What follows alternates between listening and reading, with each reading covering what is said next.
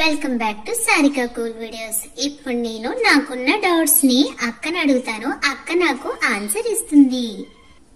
అక్క మీరు రెడీనా? ఓకే అమ్మా, నేను రెడీ, నేను చెప్తాను.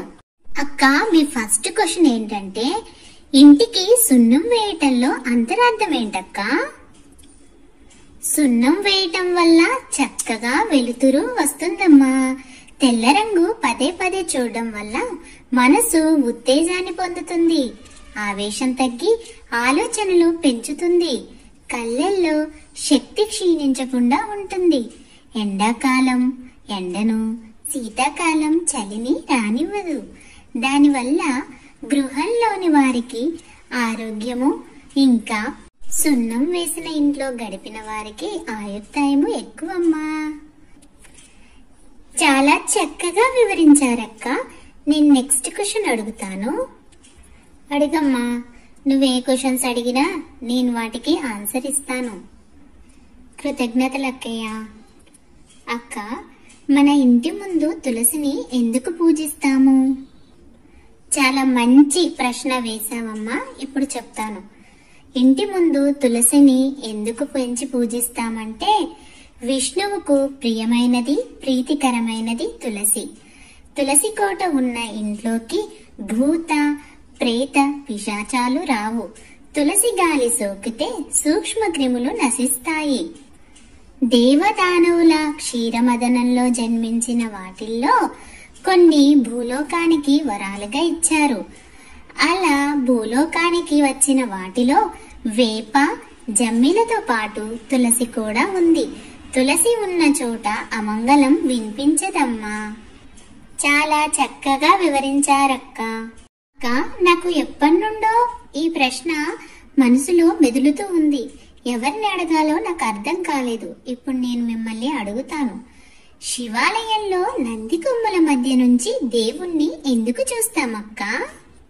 మంచి ప్రశ్న వేశావు శ్రావణి. శివాలయంలో నంది కొమ్ముల మధ్య నుంచి దేవుణ్ణి ఎందుకు చూస్తామంటే, నంది వేద ధర్మ స్వరూపము.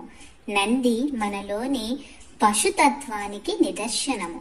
కొమ్ములు పట్టుకొని వెనుక తోక వైపు చేయి పెట్టి కొమ్ముల మధ్యలో నుంచి స్వామిని చూస్తూ, స్వామి, నేను నా పశుతత్వాన్ని అదుపులో పెట్టుకుంటాను, అందరికీ మంచి చేస్తాను, న్యాయంగా ఉంటాను అని విన్నవించి ఆపై చూడటమే పరమార్థమమ్మా.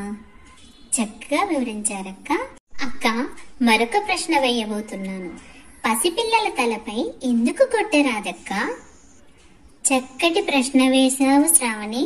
చాలా మంది పిల్లల తలపై చీటికి మాటికి కొడుతూ ఉంటారు. అలా ఎందుకు కొట్టకూడదనేది వివరిస్తాను.